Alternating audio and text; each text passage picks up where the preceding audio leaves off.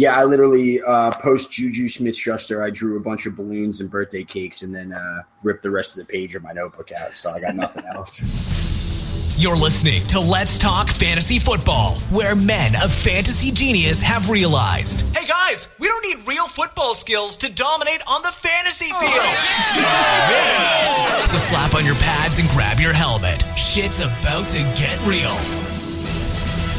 Hello, ladies and gentlemen. Welcome back to Let's Talk Fantasy Football. I am your host for this evening's podcast, Vinny Gonzalez. I am joined by my lovely and talented co-host, Matthew Rogers. What's going on, Matt?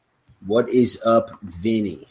Not much, dude. This is the second half of the AFC North podcast. We are going to go over the Pittsburgh Steelers and the Cleveland Browns, which is going to be relatively quick. I mean, we have a ton of star players on the Steelers and then some total bums on the Browns with like maybe one guy that we like. So take that for what you will. And last podcast, if you didn't catch it, go listen to that shit. It was we covered the Cincinnati Bengals and the Baltimore Ravens. So we had a good time. I think we might have gone a little long because Bengals are my favorite team. So we were delving into all that and then talking about how shitty Joe Flacco is and how mediocre their wide receivers are and stuff like that. So definitely interesting, but go check it out. Yeah. And before we go any further, I just want to give a quick shout out to Vupiq. They are the revolutionary app that allows you to play fantasy football live while watching the game on TV. Predict the plays, the results of the play, and literally play fantasy football. You can sign up for the beta now by going to letstalkfantasyfootball.com/Vupiq. And that's about it for the opening stuff. I thought you were going to be like, well, that's about it for the Steelers and Browns next week. See you later. Le'Veon Bell is great. Antonio Brown is good. See you guys next time. Well, I guess now is a good time as any to mention that we are on Android and iOS, and you can get that stuff by going to letstalkfantasyfootball.com/Apple or /Android. Go get those apps. We're very happy with them. Thank you, Shrek. Appreciate you putting that work in, getting our apps created and whatnot. So we don't have any news, I guess, really. We'll just kind of get into it as we talk about the teams. Matt, you ready to hop into the Pittsburgh Steelers? Yeah, let's go for it, man. All right. I guess the obvious starting point would be Le'Veon Bell. Just got franchise tagged. They will not give him a contract to start the season. So what are you thinking there for that whole I guess before we touch on fantasy, just kind of that situation there that they're kind of, I guess, embracing, because Le'Veon Bell is fantastic and definitely a franchise back. What do you think about them not signing him to a long-term deal that would probably cost him a shit ton of money? Yeah, I mean, well, to start it off, for fantasy value, the only real issue with Le'Veon Bell is like him or David Johnson, right? So when you're talking about splitting hairs, one, I'm not really familiar with the specifics of the Steelers' financial situation, but as a fantasy guy, what I like is playing for money. Anytime a guy is playing for money, you are happy with that, and that always happens with the franchise tag. See Kirk Cousins making billions of dollars off the franchise. So, I mean, the Le'Veon Bell kid coming in now. That's like an accidental drop on our podcast.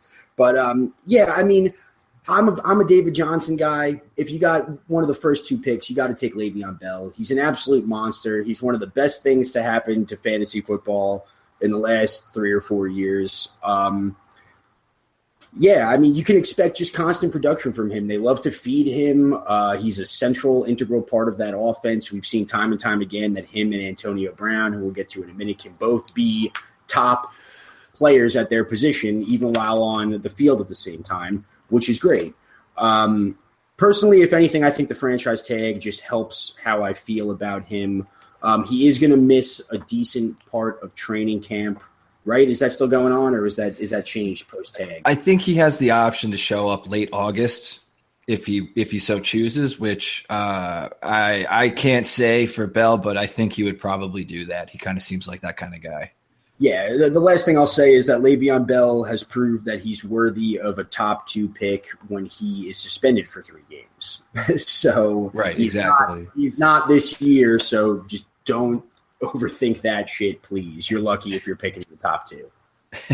Yeah, like you said, I've actually gone back and forth at who should be the first overall person taken, and I just keep going back with Bell. and David Johnson almost daily. But like you said, he comes back from suspension, completely destroys the league, completely dominates. And like I said, all they do is feed him. And I think one of the gripes that a lot of people have in fantasy is, or with the stars like Antonio Brown and Bell on the Steelers, is that if Big Ben goes down, it all goes to shit. That is not true at all for Le'Veon Bell. Right. He will be totally fine, completely fine. They feed him every single game. So right. not a big deal there at all. I agree. And also another thing is some people may say he's slightly injury prone, which I wouldn't necessarily classify him as, but he's played through injuries before with immaculate success. And again, being tagged, bang up injuries and stuff like that. I wouldn't view injury as any sort of, determining factor on your value for him. Yeah, any injury he's had, he has missed the entire season pretty much after it. So a very morbid positive there is you won't have to roster him if he does get hurt again, if it's a serious injury. If you want to look at it like that, glass half full kind of guy. Right. So I guess we could stay with the running backs very briefly. They drafted James Conner as their rookie, and they have Niall Davis and Fitzgerald Toussaint. Is that how you say that? Yeah. That's French accent. Oui, Toussaint. But I think if you're in the game of handcuffing, the guy to own is James Conner. He actually has an interesting story, and he has the hottest selling NFL jersey at this time right now because he was he was diagnosed with Hodgkin's lymphoma, and he went through chemotherapy during college, and then after 12 rounds, he was cancer-free. And then I guess a lot of people heard about that story and started buying the dude's jersey, which I think is pretty nice. Yeah, that's pretty nice, and it's very badass. But it's really cool. One thing that I will say, though, is after 12 rounds of drafting, he should still be draft-free. He is draft-free. Yeah. Because he is going in the 14th round. I think basically just people trying out the handcuff situation there. And it's actually crazy. You think like 12 rounds of chemo would slow this dude down. He runs like a fucking truck. It's unbelievable. I just don't have the capability to do anything that great with my life. And just kudos to him. I'm glad I'm going to go buy his jersey now. Not really, but I'm going to want to and tell people. But yeah, seems like a great guy. No reason to take him for other reasons unless you're in the business of handcuffing. So keep that in mind. I actually like it when you draft Bell if it's going to be 14th round value because everybody knows that right after the first week of the season, there's always that one dude that everybody is going to get on the waivers. Like something happens and people are just like, oh my God, I need Brandon Oliver, like some random fucking dude. So it's like take the chance on handcuffing him just in case, and that could be the waste spot on your bench if that's how you want to roll. Yeah, fair enough. And then the positive on that side too is if it's just not working out, and Bell is healthy, and you needed to get a new spot, you can just drop his ass. No big deal. Right. He's very expendable. So and you'll know too, if Niall Davis gets 2 carries week 1, then just there you go. That's your handcuff then. That's a good point too. They will not feed any of the other these other guys will be very limited in touches no matter what. So moving right along, we go to the next complete stud, Antonio Brown, first wide receiver off the board. With the Zeke news, he's bouncing back between 3rd overall pick and 4th overall pick. Just depends on what's going down in the mock that you're doing or real draft. So I think it's completely justified that Antonio Brown should be first wide receiver, any format, no matter what. Last 3 years, he hasn't dipped under 1,200 yards or 10 touchdowns. Completely insane. Ben loves him. There's really not much else to say about Antonio Brown. I think he's the best in the league. Yeah, there's very few sure things in fantasy when healthy, and it's crazy that of the 7 that I would say exist, that 2 of them are on the same team. So Antonio Brown and Le'Veon Bell both fall into that category. The only thing that I'll say about Antonio Brown, and this is nitpicking, and it's just something I kind of want to bounce off you, Vinny, because it's overthinking, but just to create conversation around this because they're so clear cut.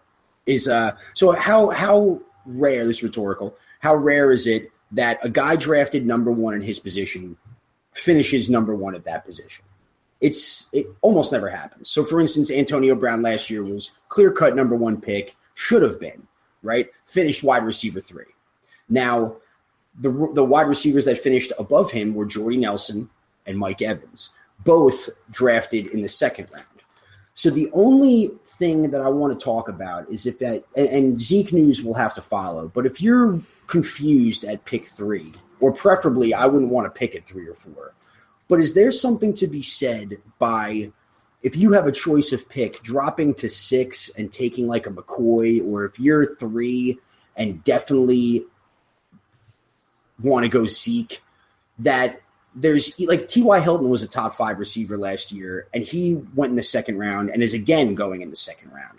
So is there more upside to drafting middle second round receivers than there are to drafting middle second round running backs? So again, just to clear up my confusing argument, is taking a Zeke or McCoy middle first round and then trying to get like a Michael Thomas, T.Y. Hilton, who both finished top 6 last year, more beneficial than going Brown and then muddling through those running backs in rounds 2, 3, and 4. You know what I mean?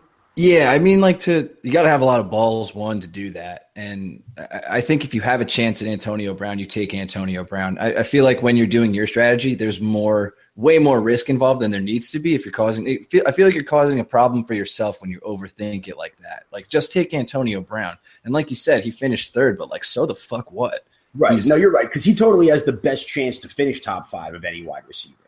Yes, exactly. So like the fallout from like at worst, I would say Antonio Brown has a chance to finish not in the top 5, but still top 10. Like, that's still fucking awesome. You get a return on where you took him in the first place. No problem at all. And when you mention those guys that you can stack him with like a T.Y. Hilton, a Doug Baldwin, Gronk, anything like that. So I think there's still a lot of merit in taking Antonio Brown, just first overall, no matter what. I wouldn't get too like what you're saying is like getting way too cute, but I understand why you would want to, because the rarity of running back at that point of like very good top tier running backs dries up almost instantly in drafts. So I understand why, like, we're already like we're not even halfway through the offseason. We're already ripping our brains out from mocking. Yeah, right. No, you're totally right. And I'm not saying I advocate for this strategy. But if you happen to be in a league where you have an option to choose draft pick, I think rather than go 4 and take Brown, I would rather go 6 or even and take McCoy and T.Y. Hilton on the turnaround, or even go 7 and take Mike Evans that may finish within 10 points of him and then upgrade at other positions where there's more disparity. I just think there's something to be said for thinking about it. It's totally way too much, and it's definitely not completely right. But I just think that there's just as much of a chance that Mike Evans or A.J. Green or Michael Thomas could be the number 1 wide receiver. And if given the option, I don't know, I'd rather maybe be shored up at running back. I'm probably taking Brown at 4 if I draft tomorrow, but I'm just saying it's something to think about, is that the value for the next wide receivers are better than the next running backs after Ezekiel Elliott. Yeah, no, we talk about it all the time. The drop off at running back is ridiculous. It Right. basically ends at the first round. So Right. when you're doing stuff like that, though, I think it just starts fucking with your head in a weird way. Yeah, so let me pose it this way. And again, not right. I'm sorry to keep belaboring the point, but like, would you rather have potentially, if it could work out, Antonio Brown and not DeMarco, that's too good. Antonio Brown and Lamar Miller, or a potential LaShawn McCoy and Des Bryant? That's just, not that you even have to answer, but that's just what my thought process is, you know? Yeah, it's definitely tough, and it's so hard because, like, in a vacuum, I think I would take the latter with McCoy and Dez, but just because Miller is so risky. Right, but I'm just saying that tier. You know, Miller's a bad choice. It could be Jay Ajayi, Jordan Howard, but that's just my overthinking. I just thought that it should be mentioned. It's definitely not right, and I probably would agree with you when push came to shove. Yeah, and like you're saying, like when you do go AB, there are tons of people that you could pair him with that you still kind of get a return that I feel would be totally fine. Like I mentioned, a few people like Gronk. You can roll the dice on guys like you said, Miller. Gurley is still floating around there. DeAndre Hopkins, stuff like that. So there's still plenty of stuff to toy with, and basically in fantasy and football, there is no guarantee, but we like to fiddle around with shit like that and get real cute. Yeah, what the hell else are you going to say about Antonio Brown? So. Nothing, but we stretched that out for like 5 or 7 minutes. So nice job, Matt. Thanks, man. I try to suck. Let's jump over to the guy who's returning from a year-long suspension, Martavis Bryant. Welcome back, baby. He is going with the 7th pick in the 4th round right now, his current ADP, and I'm not sure what to think. He's one of those confusing guys that's like touchdown dependent, but like such a physical freak, but gets such low targets. Like everything that he does on the football field doesn't translate to fantasy, and everything he does in fantasy doesn't translate to the football field. It completely like implodes my brain. Everything I stand for. That's a great way of putting it, actually. Martavis Bryant stands against me, but he's always right every single time. Just to touch on some numbers that jumped out at me, 14 touchdowns in 21 games. So me saying that he's touchdown dependent is correct, but he does it all the time, very often. So Matt, what do you think about his current ADP? I'm thinking it's a little pricey, but the upside, of course, in this offense with all the healthy options coming back, it seems like the sky's the limit. Yeah, you're right in what you say. He averaged 17 yards per catch in addition to those 14 touchdowns in 21 games. Also, he was only classified as a starter technically 8 of those games. So he's not so that's even better to that point. But he's not a PPR guy. PPR drafts, I'm definitely not spending that there because you can make your money on 3 catches with him. But my only thought process with him as wide receiver 22 in the 4th round is if I took away the offense, which does matter, and I took away the name and everything, and I said, hey, there's this deep threat relatively touchdown dependent wide receiver that is going in the 4th round and has only played 21 games in 3 seasons. Like, are you gonna be like, yeah, right? Like, what's your reaction to that? I would think you were talking about Dante Moncrief last year. yeah, right. But he's not going in the 4th round though. Not anymore. So it's that resume right there is you're like, that's crazy. And the thing is, it's like we talk about AJ Green in the last podcast and we're like, oh, he's had some injury problems and this and that, but he has put together 16-game seasons. It's happened just as much as injured seasons where he's still playing double-digit games. This guy is all over the place as far as missing time. So the price for me is out of control. Especially to where, unless he's going to, on that rate, which I do think is sustainable in the sense of season to season as opposed to week, there's certainly going to be bust weeks for this dude. So I am not spending that price at all. I would rather take guys like, I honestly, even though he's going way later, 3 rounds later, I would rather take Dante Moncrief over him, who is touchdown dependent, but has been on the field way more and isn't just as good of possibly an offense. Not just as good, but you know what I mean when I say that. I don't like it, especially for the price. I don't think I'll own him in any leagues. No, man, I am completely on your side. I don't even touch him in mocks. I don't even like to think about what my team looks like with him on it. I mean, obviously, like we talk about all the time, upside there, but like I kind of talked about it with Jeremy Hill in the last podcast.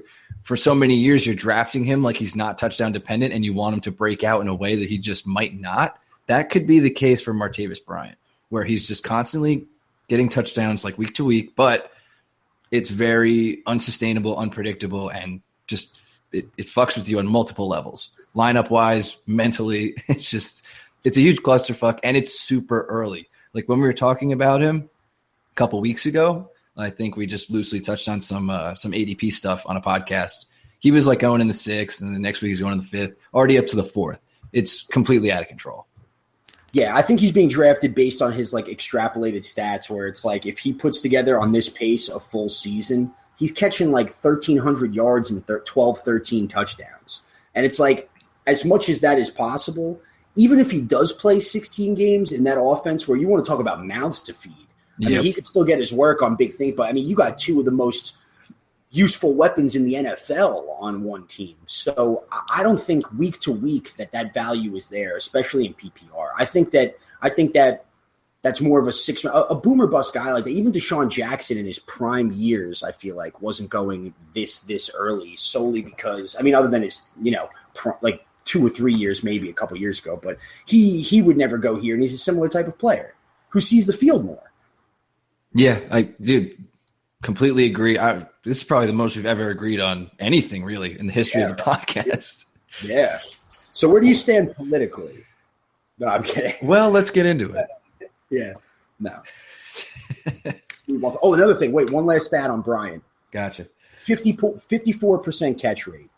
No bueno for me. Gross. I mean, to be fair, he's not running like slants and shit. He's like going deep most of the time. So I get that he runs mostly 50-50 routes. So that catch rate makes sense to me. But like also, I've known that from watching him and what to expect. But I think a lot of people might not know that. Right. Let me phrase it this way. So you're right on the catch rate makes sense. But what would you put if he plays 16 games? What's his average target per game in your mind? I still think at most maybe 5. 4. Right. I was even going to be more generous at 6 or 7, which is still to that point on that catch rate is 3 catches a game. And that's where he stands. That's what he's been doing, and that's I think where he stands. Wide receiver 3 and should be drafted as such. Yes, yeah. Well, let people reach on him all day in your drafts. Don't worry about it, guys. Yep. Just to mention other dudes that are there: Eli Rogers, Sammy Coates, Darius Hayward-Bay, Justin Hunter got signed too. A whole bunch of crap. You forgave my favorite dude. Oh, that's right, Matt. Great segue.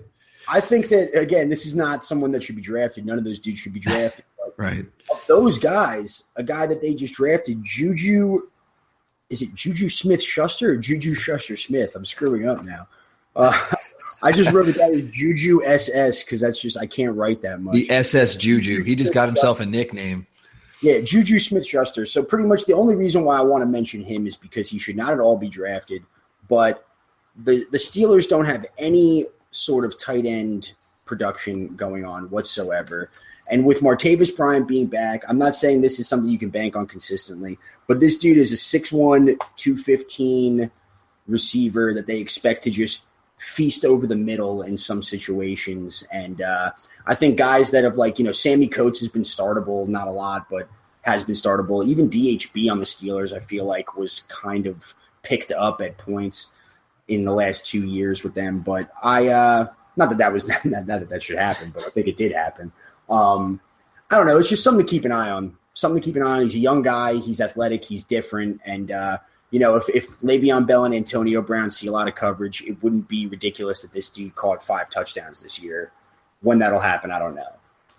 Yeah, or 2-point conversions because they do go for 2 a lot. So that's a great point as well. So I think in much deeper leagues, maybe like 14, 16 teams or something like that. Probably not draftable, but if you were picking up Eli Rogers and Sammy Coates last year, Marcus Wheaton and drafters, freaks, keep an eye on that dude. Yeah. So you sort of alluded to the no tight end production. Jesse James, no big deal, right? Yeah, I literally post JuJu Smith-Schuster. I drew a bunch of balloons and birthday cakes and then ripped the rest of the page of my notebook out, so I got nothing else. That's a better use of that page than me writing Jesse James. So well done, Matt. Lastly, we will touch on the man that will bring this offense all together. Big Ben Roethlisberger. He is being drafted still pretty high. I think we talk about this a lot, mainly because it bothers me a ton. 9th pick in the 8th round. Okay. All right. Ridiculous, right? This is gonna be bad. This is no. Are you against me?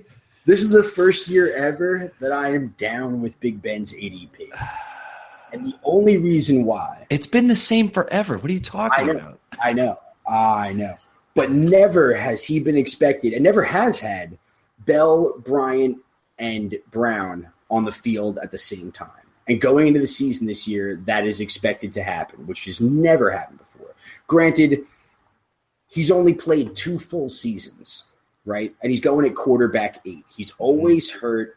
But last year, I look at it this way. And when I look at quarterback, and especially when I'm looking at quarterback not in the top 5, right? Like if you've listened to past podcasts, I'm like, Dak is going in the 9th, and I love that shit, right? Ben Roethlisberger is going in the 8th, and he had 7 of his 14 games last year. He had 3 or more touchdowns and a couple of 4 or 5s rolled in there, right? So if you're getting into that 8th, 9th range, and I've been a weird advocate of 2 quarterback drafting, right, this year. So I think that price for that potential production is cool to draft him there at quarterback 8. Granted, if people are waiting on quarterbacks, don't do it. But I actually like it there because he's a dude that can win you a week. He's a dude that could throw 4 touchdowns and put up 40 points any day. And honestly, I would argue that apart from Aaron Rodgers and actually just Aaron Rodgers, that Drew Brees maybe, Ben Roethlisberger is the guy most likely to put 40 points up in a given week. Would you disagree with that? I think more than Brady even. I would agree, but mainly the stuff you're saying is when he's at home. The home and away splits for Ben Roethlisberger are fucking insane. They are. It's night and day. It makes me go nuts because you can't play him constantly. It's worse than Drew Brees' home and away splits. But to give context, for me, fine in the 8th round because I'm under the assumption that if you take him, say, the end of the 8th round, that you've gone 7 flex right off the bat, right? So I am cool with grabbing Roethlisberger there. I would like to, because say you draft him there, the plethora we talked about Dalton on the last podcast. True. Even if you want to draft a Mariota real late, Phillip Rivers is going undrafted in some certain situations. You know what I'm saying? So for me, this is the first time, Derek Carr is going above him. And Derek Carr is coming off a huge season-ending injury and has 2 of the best defenses in the NFL in his division. So for me, I'm willing to pay that price over Cam Newton, over Jameis Winston, and I don't think it's a bad strategy to take Roethlisberger and then go with whether it be Dak or I would go with a young Dak, Rivers, Mariota, someone like that way later if you could, and maybe matchup play. But when this guy is at home, even if it's at home, like you say, he could win you your week, hands down. I think that he ranks number 3 to Rodgers and maybe Breeze of quarterbacks that could put up 40-plus points for you in a given week. And I think that is worth an 8-round buy. You're making way better points than I thought you would make, Matt. I got to say. I didn't know. That's also the first time that I ever have, so your expectations are correct.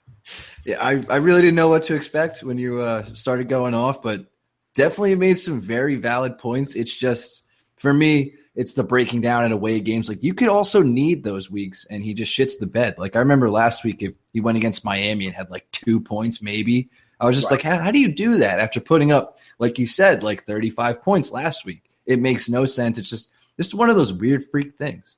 You're right, but when it comes to quarterback and the late QB1 range, if a guy has that high ceiling and low floor, I think there's more of a chance that he has 25-plus weeks than he does single-digit weeks. And I think that price is the only price that's correct. And I'm an advocate for waiting on quarterback. My ideal situation is you go 10-11 and take 2 young guys that have upside. But I think Roethlisberger has huge upside. How many times have you been beat by him that you can't even think about? Probably so many. I don't know. It's just watching the Bengals get beat or me in fantasy. I meant you in fantasy, but I guess both kind of matter. I would say it probably goes both ways anyway. So many a time. It's rare that late you can find a quarterback that can straight up win you your week and have that sort of ceiling. He's got one of the highest ceilings in the NFL. Okay, fair enough. So you're just basically looking at him win me my fucking weeks, and I'll take that. Right. Last year, where was he going? 6th or 7th round at quarterback, 5 and 6? Honestly, I don't remember. I don't remember. I'll check it while I'm rambling about something you shouldn't do. But this is the first year that he's completely healthy and that he's got Bryant, Bell, and Brown, like I said before, completely healthy. So I just think it's never been better for him. And last year Roethlisberger was going 12th pick of the 6th round at quarterback 5. No, I'm sorry, 1, 2, 3, 4, 5, 6. So I think that his price and his value is better than it's ever been. That is completely fair. I mean, it seems to me more his ADP has corrected itself due to his bust games. Okay, passive-aggressive way to just put a hole in my fucking argument. Dude, I gave you all the credit I could give you. I know. This is the best draft Roethlisberger's fucking pitch I've ever heard since the first time I started playing fantasy. Yeah, all right, thank you. Because I've also been just as against him as you, and then when I did this, I was like, oh, Vinny's going to kill me. No, you've not turned me, but definitely made your point well known. All right, cool. Another passive-aggressive stab. Take that, Matt. Yeah, right? Wow. Nice. Anyway, I think that pretty much wraps up the Steelers and what they have to offer, which is pretty much a whole lot to your fantasy teams this year. Matt, nothing else, right? Nah. Sweet. We are going to take a quick break to hear from our sponsor. This year, dominate your friends with free play-by-play fantasy football from Vupiq. Vupiq is the first play-to-play fantasy football game where you crush your friends from the comfort of your own couch. For the first time in fantasy football, you must think like the players and coaches on the field as you predict the outcome of every play. Visit Vupiq.com, VUPIQ.com, and sign up now for an invitation to beta test. And we are back, ladies and gentlemen. That was Vupiq. Go out there and get them. Get our apps while you're at it, too. Help us out a lot. And we are going to delve into the last team in the AFC North for our preview. Save the best for last, Matt. The Cleveland Browns. Woo! Yes. All-pound. Everybody gets so excited. Matt, what do you want to do first? Do you want to try and figure out the quarterback problem, or do you want to talk about the guy that I think we would want to own on a team? Yeah, well, let's start with all that I wrote, because I started taking notes and it got like very, very intense, and then the clock was ticking. So all I have like pages for each team, and then the last page just says Isaiah Crowell, 68% of Russ Walk, which I think I was going for. He had 68% of the rushing work last year. So let's just delve right into Isaiah Crowell, I think. That sounds like a good idea. The hype around Isaiah Crowell, I think, has leveled out and has pretty much set itself in its own ADP at sixth pick in the third round. I feel like he's a nice guy to lean on when you're almost panicking already on all the running backs being gone, because they improved the offensive line, like we talked about last podcast. The Bengals shipped away Kevin Zeitler. They signed him. Big deal, 5 years, $50 million. They already have Joe Thomas. They pretty much have a fantastic offensive line now, I think. Yeah, they also signed ex-Packer J.C. Treader, who's been kind of injury-prone, but he's a center for them. And I believe there was somebody else that they gave a $60 million contract to, if I'm not mistaken. Let me see. You said Kevin Zeitler. It was Joel Bitonio. He got a 5-year, $51. That's a Browns contract. There, he got a 5-year, $51 million contract, $23 million guaranteed. Actually, I'm seeing here at left guard for them. So Joe Thomas, as you said, on left tackle. So that O line is definitely better. Yeah, I think if people casually follow football or fantasy, they look at the Browns and they're just like, oh, pile of shit team. But what you could overlook is they might have one of the best offensive lines in the league. I don't think that's a stretch at all. No, and especially when it comes to the run. I mean, they gave up a lot of sacks last year, but they were in so many passing downs that I don't think that's really fair to quantify. And right. They definitely, I think I've read in a couple of places, they have like a top 5 run block O-line now. Yeah, and I think last year they did fine too. I mean, on a really, really bad team, Isaiah Crowell was able to get over 1,000 yards rushing. No, he wasn't. Fuck. He just missed out on it with 952, but he only had 198 carries because there wasn't a whole lot of room to, grind away any wins because they barely had any. And he also got away with 7 touchdowns too. And he also threw in some receiving shit too. So there's a lot to love about Isaiah Crowell. He got it done on definitely a worse team. Like, they have improved so much. And it's kind of under the radar stuff that we won't see pan out for like maybe fully pan out for like a year, maybe like 2 or 3 years. And the Browns might be, putting up like 9 wins possibly. I probably shouldn't have even said that. Whoa. Not saying you're wrong, but just like that is a soundbite for the ages. You think so? I mean, like, when you look at it, the way to win in the league is to solidify the offensive line, put weapons around you, and they've slowly begun to do that, and they built the defense too. So I don't think that's that outlandish. Oh, no, it's not outlandish. I'm just thinking of, like you said, in a vacuum. That's definitely just a funny thing to hear the Browns. We'll play it in 3 years, and then I'll laugh. Right. Yeah.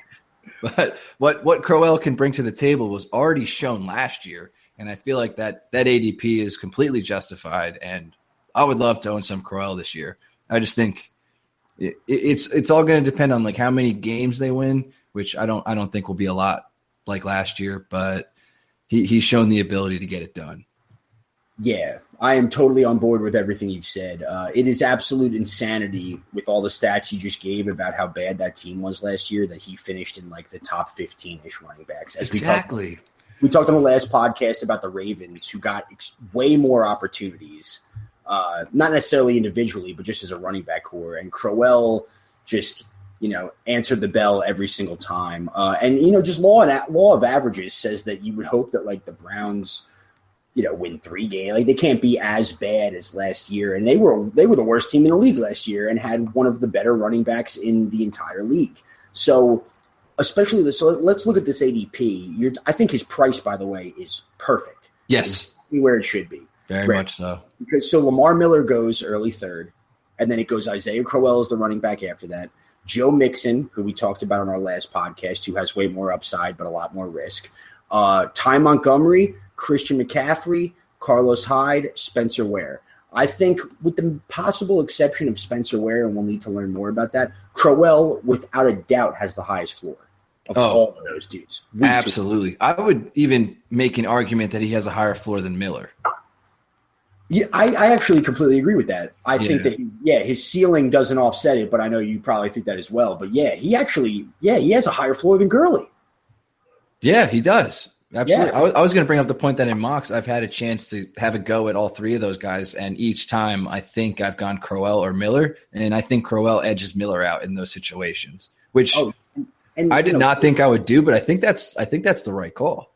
I think you're right now. I didn't even think of it that way. But I even think, looking at all these guys, I think he's got a higher floor than definitely Fournette, possibly Marshawn Lynch, and possibly Jordan Howard, depending on how that goes down, Mm-hmm. Not saying definitely yet, but, we have to see with Jordan Howard because that team's going to be bad too. So right. We'll see if he can replicate that. He's but right. Again, I love his price. Yeah, his price is spot on. I think this is one, if you're in like one of those more serious leagues, that he'll get grabbed way before this. And I think someone's going to have to reach on him because round? No, I mean like at the turn or just before his ADP right now. Like I don't think he'll stay late third. Okay. Yeah. I just think there's too much to love about him. And if we see anything in the preseason that looks like even better than we're imagining right now, like that offensive line is just like a brick wall, that I wouldn't say he goes into the second round, but definitely higher than the 6th pick in the third. So he'll hang around like right there. Yeah, he's my running back 12 in my early rankings that I've done, which is right around, I would say, like 3-3. Roughly. Yeah, I think that's pretty much where I would expect him to go in a real draft. Yeah, running back 12 right now is going last pick of the second round. So I'm cool with him being my number 1. Stock it up a little bit afterwards just because it's the Browns, but I think that's something that you can relatively depend on. Yeah, nothing is safe when you put this much love into a Browns player. Especially with the news that we're about to roll out right now. Vinny, Dookie Duke Johnson. Yes. So let's get into this. Matt, you brought this to my attention. The Browns might be looking to convert him to their number 1 slot receiver. I think for good reason from a team standpoint. I just don't know with what happened last year with Ty Montgomery if this is going to change like some kind of positional staple for him, which would change pretty much everything if he's going as a wide receiver instead of an RB. Yeah, I think it'll be a situation where he's classified as a running back for the bulk of the season, justifiably so, because I still think he'll be running a lot of passing downs as the Browns should still be behind. Mm-hmm. And this is nothing to get fully excited about just because Duke Johnson every single year is the primary passing down back. It's been said. I have so loved Duke Johnson for the past 2 years, and it's just not been correct, right? And it's like, if you're going to be on a team where Isaiah Crowell is having success on the ground and you guys are going 1-15 and you're in so many passing downs, great game scripts are haunting you, and Duke Johnson can't be a viable starter or a top 40 PPR running back, then that's not anything running out of the slot that he should be drafted earlier for you. If anything, I think it says more about Crowell because I think that's a nod to the fact where it's like, you are a guy that hypothetically, if we're beating the Steelers by 14 at the start of the fourth quarter, we're cool with you just getting every single ball. Crowell, I'm meaning. So I think it was more of a nod to Crowell than it is to Duke Johnson. It's definitely good for Duke Johnson as a late-round flyer because he may just be seeing the field more, because that was something that was very frustrating for Duke Johnson owners that started him, like me, if you're really, really shitty at fantasy football. But that he would just not see the field enough, even in passing downs. And it's just a frustrating thing. Hopefully he sees the field more. I don't think it should boost his draft value, but I think that it would help Crowell drafters sleep better at night, if that makes sense. Yeah. I got a question, Matt. Would you rather have Duke Johnson or Terrence West? Terrence West. Okay. Yeah, I was going to say that might be a little off since Terrence West is probably going to move out of the 10th round, but he was right around Duke Johnson there. Really not many guys are floating around there other than like Rob Kelly going a few picks before him that I would consider over Duke Johnson. Yeah, I think I'd take Duke Johnson over Rob Kelly depending on your situation, just because I think Duke Johnson could have – his ceiling is higher for the season than Rob Kelly is. Absolutely, especially with the possible move to slot receiver. And like you said, he could just be listed as an RB and like throughout the game, more playing time in the slot. Right, because they'll still run him at RB a lot. Yes. It's just – I think it'll be like a 50-50 thing. I don't think it'll be such Ty Montgomery – where it's just like, yo, this dude's going to be like running I-form shit. But I think Duke Johnson's going to be one of those dudes now that they're going to start being like, hey, the only value we can get from you is turning you into some sort of hybrid, and this is a test to see if that works. Yeah. Another cool thing about this running back core is that's all they got. It's just Crowell and Duke Johnson. Like they're so clear cut. Like Crowell could be a 3-down back, but he won't get the passing work. That's Duke Johnson. So it's like very clean cut. You got what you got. Right. That's why I love the Duke Johnson news for Crowell, because if you drafted him, say if that news came out after your fantasy draft and you're like, oh my God, I have Antonio Brown and T.Y. Hilton and like Isaiah Crowell's my number one. And they're just like, hey, our only other running back is going to run some slot routes. You should be like, oh my God, thank God. So keep him out there. Yeah. Yeah, there's a lots of love with the running backs there. Isaiah Crowell, you got to pay the price, but we think it's justified. Duke Johnson, definite value, very high upside. So we will move to, I would say low upside, the wide receivers here. We could touch on, I guess, Corey Coleman. He's going with the third pick in the 10th round. He definitely suffered from, the quarterback carousel that they had. Didn't really have a fantastic rookie year. Battled some injuries. I think it was the hand injury. Yeah, he broke his hand. Yeah. So he missed a couple weeks like that. Pretty detrimental for a rookie to, miss out on some playing time like that. But definitely a talented guy. Seemed like he was developing a little bit, but he really didn't catch too many passes in any given game, which was a little concerning. I mean, Pryor was good and definitely was the focal point of the offense, but for Coleman really not to catch more than 4 balls in a game, all like the games that he played last year, was a little concerning to me, especially with the Browns team that was passing so much. Yeah, all I want to say is don't be like, oh, Terrell Pryor caught almost 80 balls and 1,000 yards, and that's like left on the table for Corey Coleman. Don't do that, because that's more of a testament to Terrell Pryor than it is to the Browns offense and what it can do. Corey Coleman went off in the beginning of the year, to your point, and then got hurt. For the last 8 games of the season, he did average almost 8 targets per game, but never caught more than 41 yards receiving after that. We talked about Martavis Bryant's catch rate earlier in the podcast. It was 54%. Corey Coleman's is 45%, which is way worse. Also, that's a testament to the Browns quarterback carousel, like you said, but I don't really anticipate that being much better this year. So, yeah, I mean it's virtually the same, possibly even worse with the addition of Osweiler. We're definitely not sure, but hopefully they just get a guy to stay in there. That's all I want, because last year was a lot of injuries taking people out. I think I would feel a lot safer if I took a flyer on Coleman or Kenny Britt, who we'll talk about a little bit, that all they need is stable quarterback play, and you'll start to see a more positive skew for what they can do fantasy-wise week in and week out. Mm-hmm. So, yeah, we'll just jump right into Kenny Britt, man. I got to be honest. I take Kenny Britt every mock I do. What? Every single mock. I'm not like against Kenny Britt, but like, whoa. He's the last person I take every single time. I don't know. I don't know why. I think I have a problem, but well, if it's the last person you take, I'm fine with that. No, it's like even after kicker defense sometimes.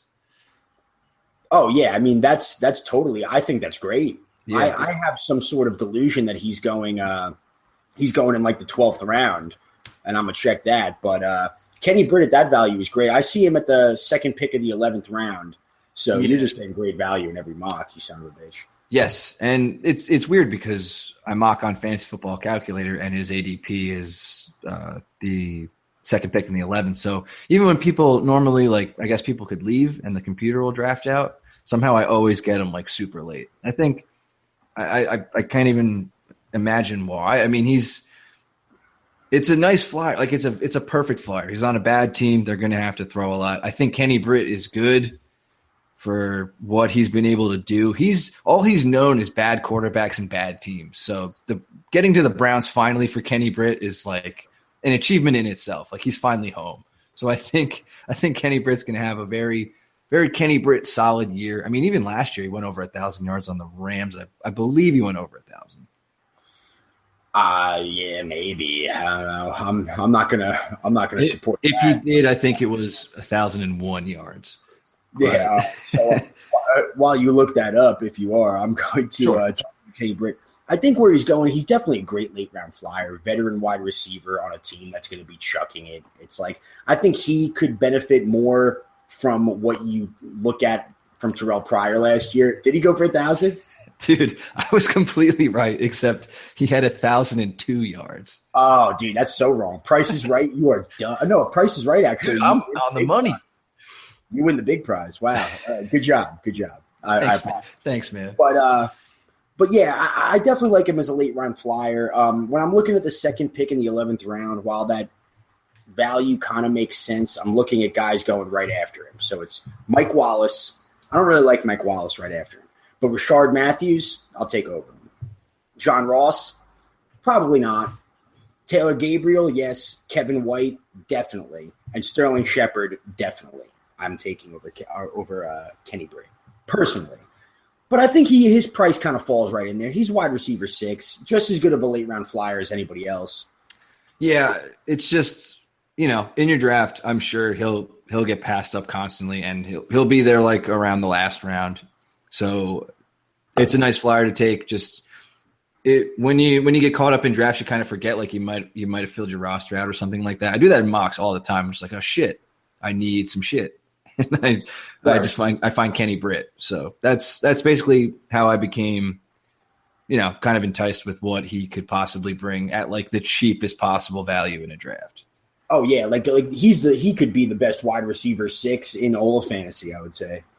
that is high praise, Matt. Yeah, Kenny Britt's probably listening to this podcast. Like, that's what I'm talking about. Spilled his popcorn everywhere. Poor guy, man. He's really just been on bad teams. And another thing, he's only 28 years old. Yeah, whatever, Kenny Britt, dude. Whatever. I don't feel bad for you. I feel very bad. You're a good wide receiver, Kenny. Hang in there. So that pretty much wraps up for the Browns. I mean, they drafted the tight end, David Njoku. He's getting drafted, but like whatever. I don't think he should. Nah, don't do that. The only reason he's getting drafted is because people are just like, you're going to be chucking the ball a bunch of times. Yeah. The only thing that I would bring up, which is not anything worthy of drafts, but again, just keep your eye on Rashard Higgins for the Browns is going to be probably their third receiver. 3 seasons in college, small college, Colorado State. He caught like almost 3,700 yards and 31 touchdowns. Athletic guy, apparently has great hands, but is slow as shit. And that's pretty much it. I just think that that's a guy to keep an eye on. Any sort of, in an offense like this, whenever they draft a young wide receiver, it's something to look at. Garbage time, shit like that. Corey Coleman last year, what was his ADP? I don't even know. So higher than it should have been. Right. So, I mean, just something to keep an eye on.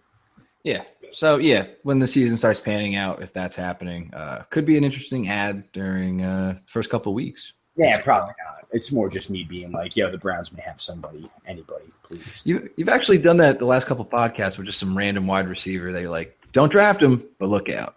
Yeah, you know what it is? That comes from a long fantasy football career of just needing the waivers so hard that it's like I start previewing the waiver wire before I draft just because I'm so used to going 0-4 and then being like, oh, my God, Brandon Oliver I brought up already. But that's it's more cathartic for you than anything. Right, exactly. It's just like, know what's out there if everything goes wrong. When you're in last for a couple of weeks, get that bargain bin going.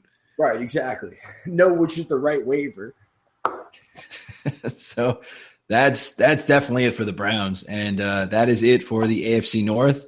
I believe we'll keep the theme of switching the division, and we'll go to the NFC North for next week. Yeah, I believe next week is the NFC North. Go Pack Go. There you go. Him. Oh, you know what? I want a Matt Doncast. No. Yes. All right. I'm definitely to our AFC. Was it no? What was that division? I don't even remember because Don sucked so hard that I hated him. So what was the division we did? NFC East last week. Yeah, I don't know, man. That was a good podcast. NFC East. It was a good podcast for everybody but me, probably because Don was there. Isn't that always the case, man? Yeah. Anyway, so I guess we'll do the NFC North next week. If you didn't catch the other part of the AFC North, you can catch that on the site. And hope you like this one. You can review us on iTunes. That's the best way to listen to the podcast. Get our apps, get Vupiq, go out there and do it. And above all, start mocking.